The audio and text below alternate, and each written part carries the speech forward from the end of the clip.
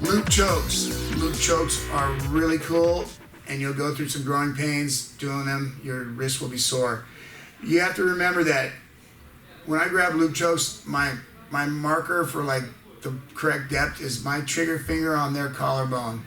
And then what I'm gonna do is I'm gonna flex my wrist and open my elbow to get them in the hole. Because sometimes they have really massive craniums. So, for instance, you can start loop chokes from all fours. You can start them from standing. You can start them from half guard. You can start them from fucking side control. So I'll do a couple in side control first. And in this case, let's turn this way so they can see. In this case, what I'm doing is I'm allowing the guy to turn because he's going to expose himself. So I like to do this old school hand position like this because it's more conducive to the position. As he starts turning towards me, I control his ascent, right? And I kind of start moving towards this way. I'm going to do an arm circle and I come around. And then what I'm going to do is I usually find the collar or I feed it to it. And I want to make sure that I go 4 fingers in, just like that, right?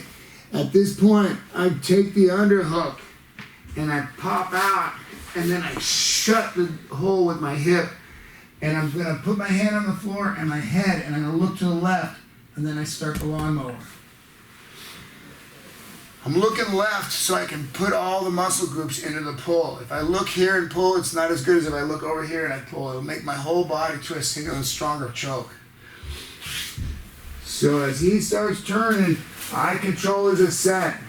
I make an arm circle and I go right into his collar, just like that. I'll duck out and go with the underhook and I block the back of his head. I don't want to sit or switch my base. Some people do that. You'll neck crank him and he'll fucking complain. I'll put the underhook on the floor with my forehead and I look left and then I pull. Right? So the reason why I'm walking towards his head is I have short arm and they don't straighten me because I didn't tap a lot. So I move this direction to make my arms seem longer. Once again, I got regular side control. I got toes in the ground. I start to move it. I move this way. I circle his neck and look, I can get it right now like that. As soon as I get this, I out, underhook, and I block his head and look down. And then I pull. Right? So that's the lawnmower choke.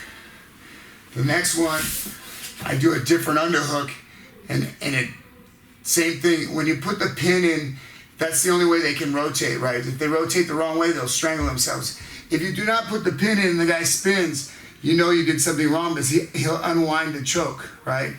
So here, the other version here is like, he turns and I come like this, right? And I go collar. And now what I do is I come from the backside and I kind of mix the demoralizer with the choke. And so I keep my head here on his chest and then I walk this hand on the floor. And once again, the reason why he can't rotate is because I have a pin set. So he can turn that way and strangle himself all he likes, but he cannot turn back this way and unwind. I got side control, he moves, I move. I go collar. I go backside and I go with the demoralizer. Listen to his heart and then I let the fingers do the walking. At the same time, you can be fucking starting the lawnmower too. So, one more time. You can also start both these chokes from knee on stomach.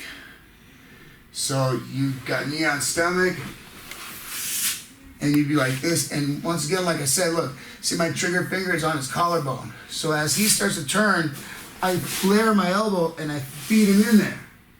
And then I already have the backside, so look, come around, back of the hand, and I choke him.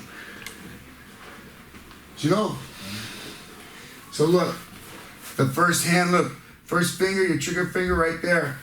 And so as he starts to move, look, I open, look, I flex my wrist and open my elbow so it'll fit. And then this hand comes underneath. And then I'm in here.